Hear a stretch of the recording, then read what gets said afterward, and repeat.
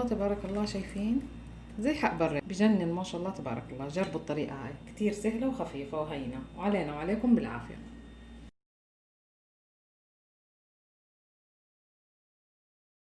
عليكم ورحمة الله وبركاته. حبيباتي، أنا فتحت هذه القناة صدقة جارية لأبي الله يرحمه، فأتمنى منكم الدعاء له. السلام عليكم ورحمة الله وبركاته. اليوم حسوي إن شاء الله السمك والصيادية بإذن الله تعالى. هذا سمك ما شاء الله صيد سنارة، يعني إجاني من البحر طازة. بدي أتبله.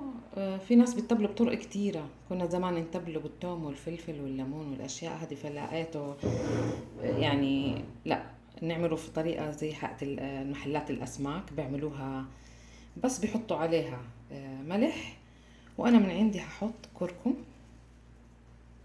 شوية وأتبله بس بالملح،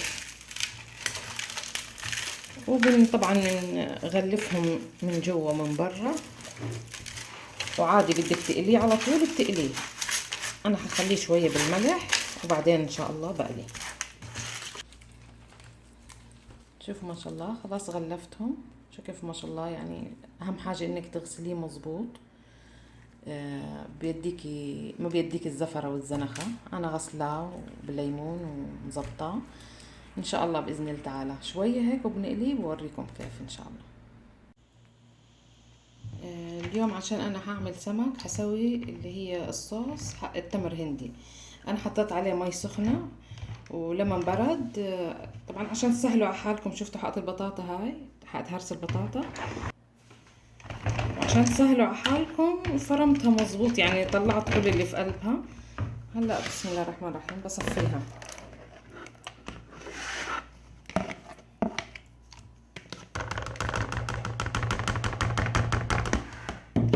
بسم الله الرحمن الرحيم.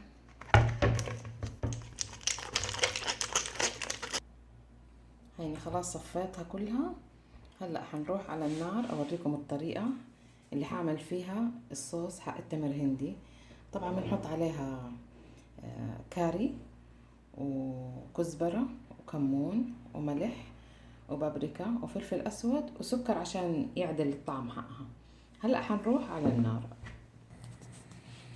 انا هلا حطيت زيت زيتون، بتحبي تحطي زبدة، بتحبي تحطي اي زيت عندك، يعني عادي. البهار كله اللي وريتكم اياه خلي بس تطلع ريحته هيك شوي، بقوم بنزل السكر البني، نخليه شوية هيك يتقلب معاها. بعدين نجيب شوية مي، نحط شوية مي عشان السكر يذوب.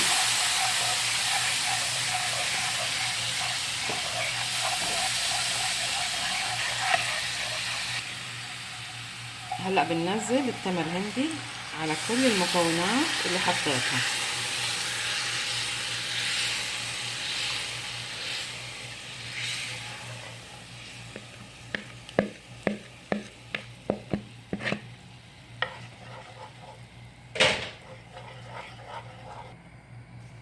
وهلا بنحط الملح،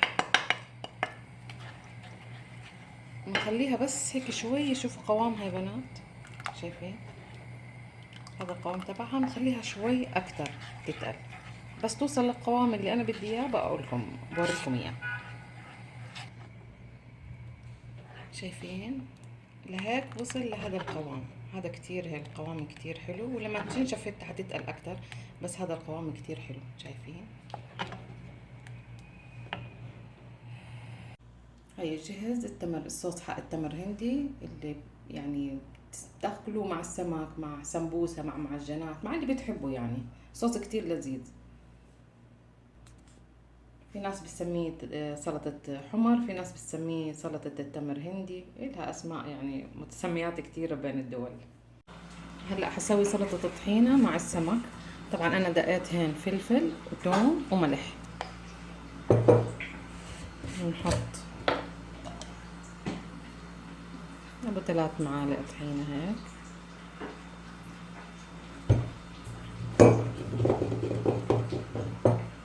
نحط الليمون، بسم الله الرحمن الرحيم، 1 ليمونة.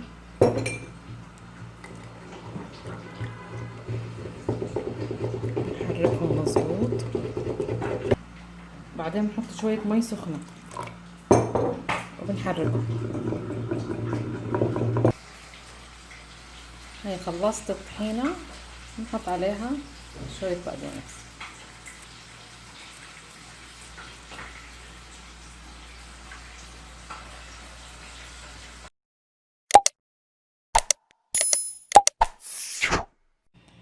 هلا حاعمل البصل حق الصيادية. شوفوا هذا البصل يا بنات، هذا البصل الناشف. شايفين هنا كمان الثوم، شايفين اكيد واضح، شايفين برضو ناشف. عشان تسهلي على حالك لما تكون في عندك كتير سمك وقلي واشياء، تحطي شوية زيت، ما بياخد كتير زيت، وبتحمريه لما يوصل لدرجة يعني قبل ما يتحرق، يعني يوصل للدرجة اللي بدي اياها بوريكم اياها. شايفين عطول بصير لونه ما شاء الله، يعني بيغمق لونه، اسهل من انك تعملي البصل العادي. بس لسه طبعا احنا ما وصلنا للدرجة اللي احنا بدنا اياها، بس اوصل الدرجة اللي بدنا اياها بوريكم اياها. خلاص شايفين هلا وصلنا للون اللي احنا بدنا اياه. هلا انا طحنت البصل في الطحانة، وعندي هين كاستين رز. هحط البصل فوق الرز، واحط فوقه، لاني عامله كاستين رز، معلقتين صغيره فلفل وقرفه. حطيت عليهم معلقتين ملح صغيره، عشان كل كاسه رز عليها معلقه ملح صغيره. ورق غار، فلفل اسود، قرفه، هيل، بحطهم فوقهم. وبحط المي على معيار طبعا عينك معيارك، وبنحطهم على النار. خلاص حطيتهم على النار، بس يستوي الرز ان شاء الله بوريكم اياه. نحط معاهم معلقتين سمنه يا بنات.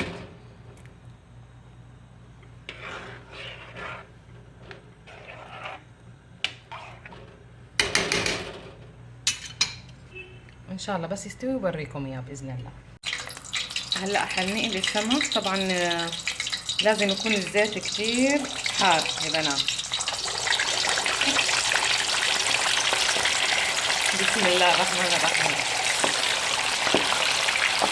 بسم الله. خلصت قليت السمك، وهيني حطيته على الصيادية، وسويت التمر هندي، وسويت الطحينة. واذا بتحبي بعد ما يطلع السمك على طول حطي عليه شوية كمون. ما شاء الله تبارك الله، شايفين زي حق بري، بجنن ما شاء الله تبارك الله. جربوا الطريقة هاي، كتير سهلة وخفيفة وهينة، وعلينا وعليكم بالعافية.